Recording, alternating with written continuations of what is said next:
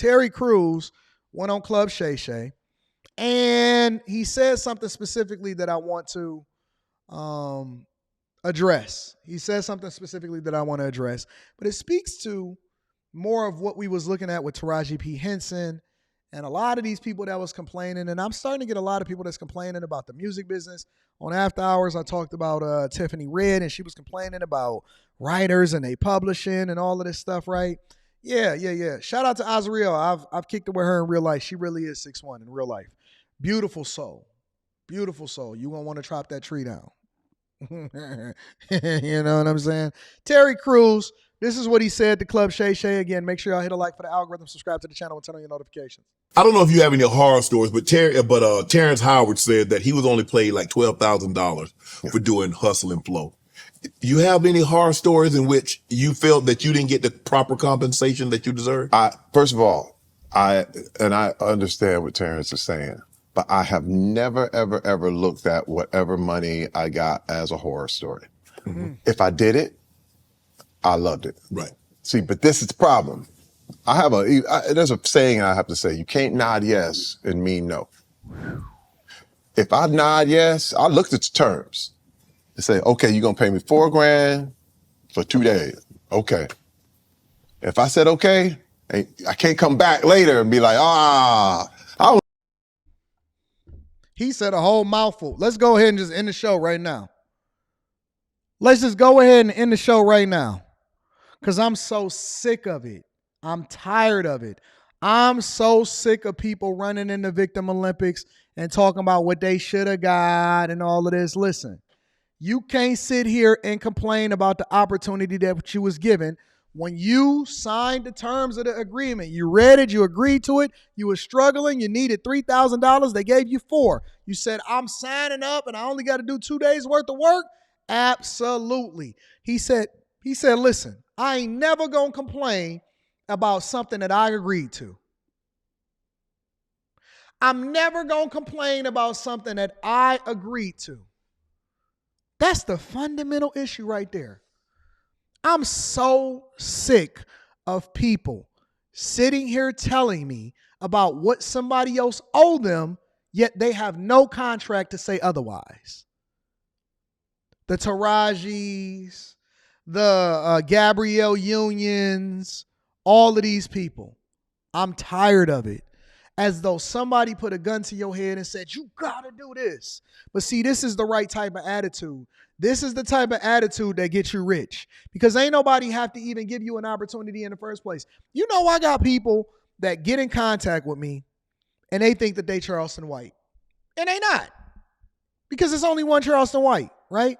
And then they call me and they call me and they say, yo, Anton, yo, Time Dog, I want to come on your platform and I want to get paid for it. And I just swipe right on past the email because I don't even want to work with you. If I wanted to pay you for something and if I seen something valuable in you, I would have reached out to you. And then you could have gave me the terms because I would have asked you, I would have said, hey, so what is this going to take for me to get you over here? And then you would have gave me the terms and then I would agree to or disagree to it. And I would have said, nah, I'm straight. Or I would have said, yeah, you know what? That makes sense because I actually see a return on investment as a result. But don't nobody know you, man.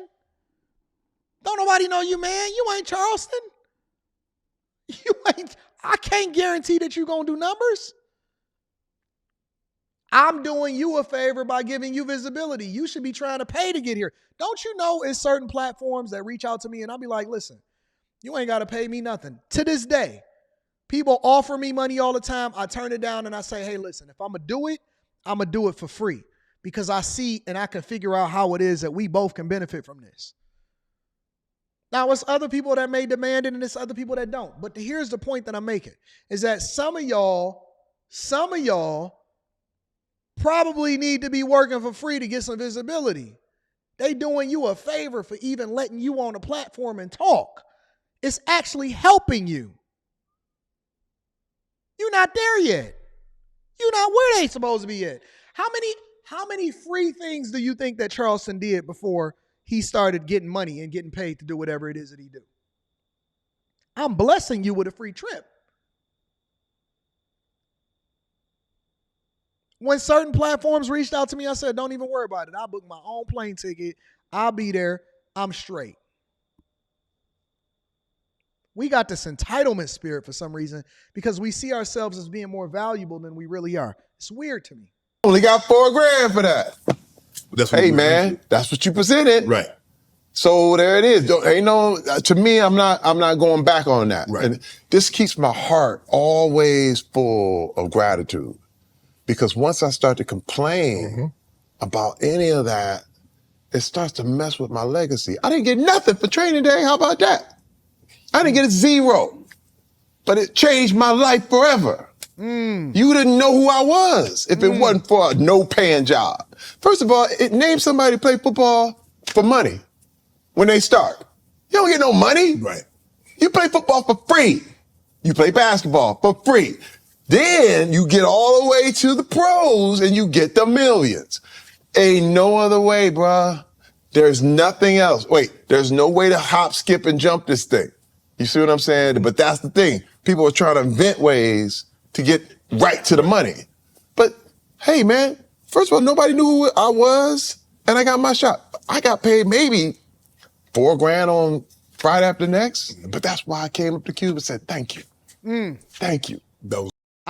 Listen, he didn't say you owe me. He said, I appreciate you.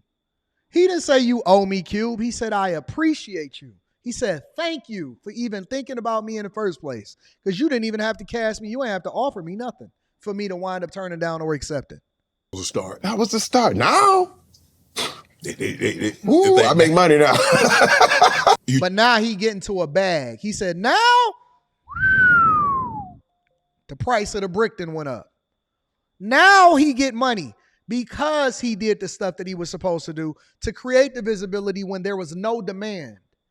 The demand is what dictates what your pay is. You told your wife, like, you didn't want to do some of these jobs because what if somebody sees me? And I hear that a lot. And you hear people like, man, I ain't working on McDonald's, such and such. They might see me, or I don't sweeping this. It feels like it's beneath them. Yep. When sometimes, hey, they need all walks to do something before you got to another level, which you said, okay, I got to sweep this floor, but I'm not going to sweep this floor forever. It's just a means to an end. Right. Get me in the door and I'm going to do something else. So you're on the set of Friday as a security guard. That's right. You had mentioned that you had never, ever really told anybody that you wanted to do acting. Yep. You wanted to be behind the camera, Yep. not in front of the camera. Yep. And so when did your big break come? When did you get an opportunity? You know what was amazing? I had friends in the business because doing security, I knew a lot of location managers. Right. And the location managers would hire the security. And this location manager became a friend of mine. He said, hey man, Denzel's shooting down here in the jungle. It's a movie called Training Day. You want to come down and take a look? I was like, I get to watch Denzel do his thing? I'm like, yeah, man, I'm coming. I'm walking. I said, when is it? He said, man, come on. They shooting all night. So he said, you got to come late, like 10 o'clock. About 11 o'clock, they'll start the filming and the whole thing. And so I'm down there in the jungle, man, and I'm sitting there going, ooh, and I'm watching this Denzel, the car, that cul-de-sac, the whole deal. And I'm going, ooh, this is hot. And I'm watching Denzel get ready. He got the chains on. He got the do-rag, the whole thing. Is that the King Kong scene? This is the King Kong scene. Bruh. Now, let me tell you this. And you gotta understand how magical this was, man. Antoine Fuqua, the director, saw me standing there. And again, by this time, remember, I went back to the gym. Right. Because I had been going back to the gym about a year or so, I was kind of still in shape. Right. He said, hey, man, you want to be in this scene? I said, yeah. He said, hey, man, just take your shirt off. See your tank top. He said, I'll put you in the scene. Bruh. And thankful. And thankful. And was thankful. He took advantage of the opportunity. He was doing security. He was a fan. He was in there getting a free movie for free. He was watching somebody do their thing, and he was just amazed, like, oh my God, I get to watch Denzel and all of this. Was thankful to just get the opportunity and be kicking it there in the first place. When you thankful and you got the right spirit, doors open up for you. and did it enthusiastically. I'm like, never acted. You talking about no acting. Right. I stand there, I'm looking, I'm like, okay. And I just got that NFL man, like you know, you about to come in, you facing off against somebody, right. and I said, just don't say nothing and just mad dog it. I said, oh, don't tell me. And that was it. And so Denzel's doing all this, and you see, I'm just standing there the whole time like this nigga. And dude, it changed my life. When you say, like, that went to the Oscars, bro. Like, it was me and Denzel when they showed that scene on the Oscars. My mother was like, you in the Oscars? I said, well, I'm not at the Oscars, but I'm in this scene. Right. And I was like, I was hooked. It changed his life. A free opportunity changed his life. You gotta work. You gotta work. You gotta work. You gotta put the work in. You gotta be thankful. You gotta be humble. You gotta have the right spirit. You gotta work. Now it's funny because he make more than all of the people that be sitting there complaining in Hollywood talking about what's going on. He get opportunity after opportunity, bag after bag, hosting after hosting, all of this stuff, all because he had the right mentality. He said yes to the opportunity to do it for free just because he was a fan. And that's the thing that then catapults you into the great things. You got to be faithful over little before rule over much. And remember what the scriptures say. It didn't say you just got to do a little. It said you have to be faithful. Meaning that you got to have the right spirit. You got to have the right mindset. You got to have the right mentality. You got to be able to really, really take advantage of it and be prepared to capitalize off of everything that's happening when it's small. That's what then yields the great opportunities.